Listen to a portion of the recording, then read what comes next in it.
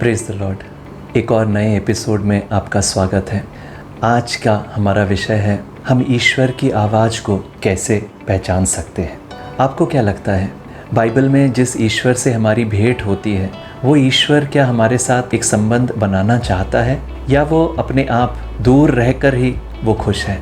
Bible के पहले ग्रंथ उत्पत्ति में हम आदम और हव्वा के बारे में पढ़ते हैं। हर शाम को ईदन के बाग में ईश्वर उनसे मिलने आता था। ईश्वर संबंध बनाने वाला ईश्वर है।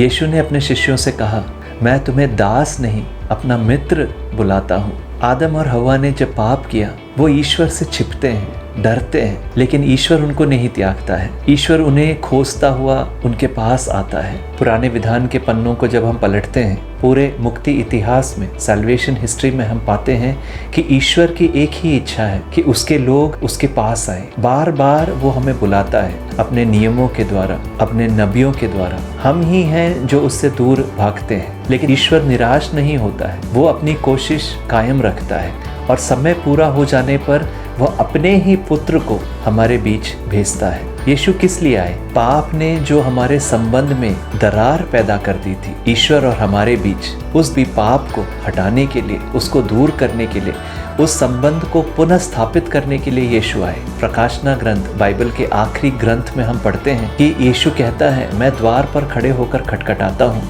जो कोई मेरी वाणी सुनता है और द्वार खोलता है, मैं उसके जीवन में आऊँगा। तो ईश्वर संबंधों को अहमियत देने वाला परमेश्वर है। लेकिन अगर इस संबंध में हमने आगे बढ़ना है, तो सबसे ज़रूरी बात यह है कि हमें ईश्वर की आवाज़ को पहचानना है। तो आइए आज हम 3 चीज़ों पर ध्यान करें, जिसके द्वारा हम ईश्वर की इस आवाज़ को पहचानने में मदद मिले। पहली चीज़ यह है कि हमारे हृदय में एक तीक्ष्ण इच्छा होनी है ईश्वर की आवाज़ को सुनने की। We must have an ardent desire to hear God's voice।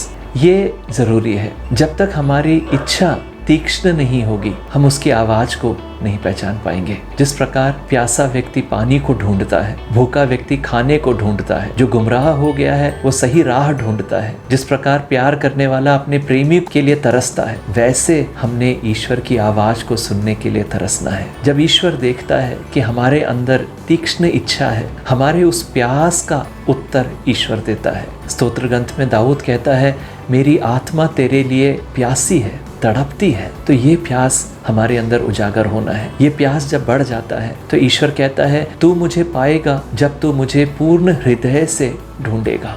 आप में से कुछ लोग कह सकते हैं कि मैं ईश्वर को जानना चाहता हूँ, लेकिन मेरी प्यास उतनी अधिक नहीं है, तीक्ष्ण नहीं है, तो मैं क्या करूं? इसका जवाब यीशु खुद देते हैं। यीशु कहते हैं, मांगो तुम्हें दिया जाएगा। तो हमें ईश्वर से मांगना है। सरल शब्दों में, ईश्वर तेरी आवाज़ को सुनने की इच्छा मेरे अंदर उजागर कर। इन शब्दों के द्वारा हमें अपने हृदय की गहराइयों से ईश्वर को बुलाना है, बार बार बुलाना है, बिना थके बुलाना है, निराश नहीं होना है, क्योंकि वो एक अच्छा पिता है। अगर हम रोटी मांगे तो पत्थर नहीं देगा, अच्छे दानों को देना वो चाहता है। तो ईश्वर जरूर ये कृपा हमें प्रदान करेगा। दूसरी चीज ये है, हमें अपने जीवन में सॉलिट्यूड को बढ़ाना है, एकांत को बढ़ाना है। हम एक ऐसे संसार में रहते हैं जहाँ पर बहुत सारा शोरगुल है। एक आवाज़ हमें एक और बुलाती है तो दूसरी आवाज़ दूसरी ओर। बहुत सारी चीज़ें हैं जो हमें एकाग्र होने, शांत होने इसमें रोकती है। लेकिन जब तक हम शांत नहीं होंगे, हम ईश्वर की आवाज़ को समझ नहीं पाएंगे। क्रिस्टोफर जैमिसन नाम के एक बेनेडिक्टिन पुरोहित हैं। वो कहते हैं, in silence I find my soul and when I find my soul I find my God. जब तक मैं शांत ना हूँ, मैं अपनी आत्मा को नहीं पहचानूंगा। लेकिन अगर मैंने अपनी आत्मा को पहचान लिया तो मैं ईश्वर को मैंने पहचान लिया। हमारे हृदय की गहराई में जो एकांत है, उस एकांत में हमने ईश्वर की आवाज़ को कान देना है। मदर टेरेसा कहती थी, God is a friend of silence. ईश्वर एकांत का मित्र है। उस एकांत में ईश्वर की आवाज़ को सुनने की चेष्टा हमें करनी है। इसके लिए कुछ प्रैक्टिकल स्टेप्स हम ले सकते हैं। हमें समय निकालना है, जगह बनानी है अपने जीवन में, ताकि हम कुछ समय ईश्वर के साथ एकांत में बैठ सकें। आज बिशप फुलटन शिन कहते हैं ले पीपल के लिए, लोग धर्मियों के लिए कम से कम 15 मिनट हमें रोज ईश्वर के साथ एकांत में बिताना है। जब हम इसको नियमित रूप से करेंगे तब हम उसकी आवाज को पहचानना शुरू करेंगे। ब्लेस पास्कल नाम के एक फ्रेंच फिलोसोफर थे। वो कहते थे संसार की हर एक परेशानी इस कारण से है कि मानव अकेले अपने कमरे में आराम से नहीं बैठ सकता। हमारे अंदर एक बेचैनी है, एक रेस्टलेसनेस है, और ये रेस्टलेसनेस में, इस बेचैनी में हम ईश्वर की आवाज़ को नहीं पहचान पाएंगे।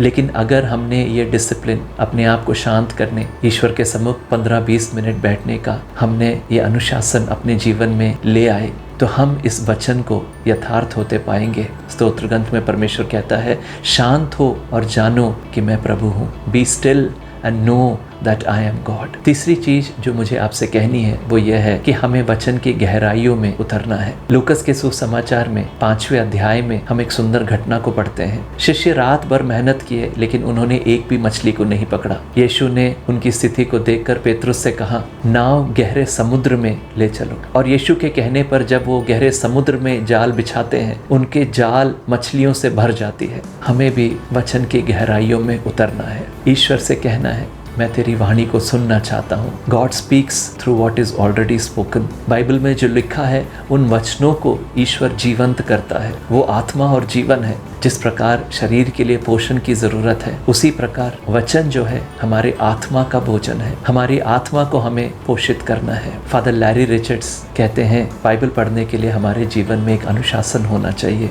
और वो एक नियम देते हैं। उनका नियम इस प्रकार से है नो बाइबल नो ब्रेकफास्ट। सुबह का, शाम का नो बाइबल नो बेड। कहने का तात्पर्य क्या है? मैं सुबह का नाश्ता तब तक नहीं करूँगा जब तक मैंने ईश्वर के वचन को पहले ग्रहण नहीं कर लिया है।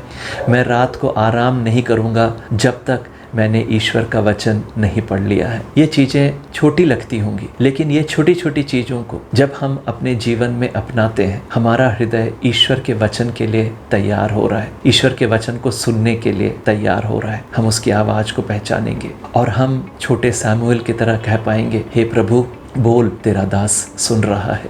प्रिय भाई बहनों, हम जैसे चाहते हैं उस तरीके से ईश्वर शायद ना बोले। हम सोचते हैं हम शांत बैठेंगे तब ईश्वर हमसे बात करेगा, या हम जब बाइबल पढ़ रहे हैं तब ईश्वर हमसे बात करेगा। जरूरी नहीं है। ईश्वर अपनी इच्छा से, अपने समय से हमसे बात करेगा। हो सकता है जब हम काम कर रहे हो किसी सहकर्मी के शब्दों से ईश्वर हमसे बात करे। हो सकता है परिस्थितियों में ईश्वर हमसे बात करे। हो सकता है कि बाइबल का कुछ एक पाठ पढ़ते हैं तब वो पाठ में ईश्वर की आवाज को हम पहचाने। ईश्वर कहीं से भी बोल सकता है, ईश्वर कभी भी बोल सकता है, इसलिए हमारा हृदय तैयार रहना है। यीशु अपने शिष्यों से कहते हैं, यूहन्ना के सुसमाचार में 10वें अध्याय में 27वें वचन में हम पढ़ते हैं, मेरी भेड़ मेरी आवाज को पहचानते हैं। यीशु ये नहीं कह रहे हैं कि मेरी भेड़ मेरी आवाज को सुनते हैं। यीशु तो बोलता है, हमें उसकी आवाज को पहचानना है। प्रिय भाई बहनों, आज हमने 3 चीजों को देखा। पहली चीज, हमारे अंदर एक तीक्ष्ण इच्छा, आर्डेंट डिजायर होना है ईश्वर की आवाज को सुनने के लिए। दूसरी बात, हमें एकांत को अपने जीवन में बढ़ने देना है, साइलेंस को बढ़ने देना है। तीसरी चीज, वचन की गहराइयों में हमें उतरना है। हम प्रार्थना करने से पहले मुझे आपसे कुछ कहना है। हम लोग बहुत शुक्रगुजार हैं आपके कि आपने हमें इतना प्रोत्साहित किया, इतने अच्छे संदेश दिए। आप लोगों ने, कई लोगों ने बहुत अच्छे अच्छे सुझाव भी दिए हैं। हम माफ़ी चाहते हैं कि हम आपके सभी सुझावों को इंक्लूड नहीं कर पाए। धीरे धीरे करेंगे। आप हमारे लिए प्रार्थना करें, अपने कमेंट्स लिखते रहें, हम आपके लिए प्रार्थना करेंगे। आइए हम प्रभु के सामने अपने हृदय को उठाएं। हे पिता परमेश्वर, तेरे वचन के लिए हम धन्यवाद देते हैं। तू आज हमें बुला रहा है कि हम तेरी वाणी को सुन सकें। हे प्रभु, हमारे हृदय में तेरे प्रति एक प्यास उजागर कर, हमारे हृदय को एकांत का अनुभव दे, हमारे हृदय को एकांत में बैठने की कृपा प्रदान कर और हमें वचन की गहराइयों में उतरने की भी कृपा दे। हे प्रभु, हम संसार भर में जो लोग पीड़ित हैं, दुखी हैं, परेशान हैं, अपने प्रियजनों को जिन्होंने खो दिया है, उनके लिए भी प्रार्थना करते हैं। तू करुणा का ईश्वर है, हम सब पर करुणा बरसा। यीशु मसीह के मीठे और मधुर नाम से मांगते हैं, आमीन। God bless you and we'll see you next time.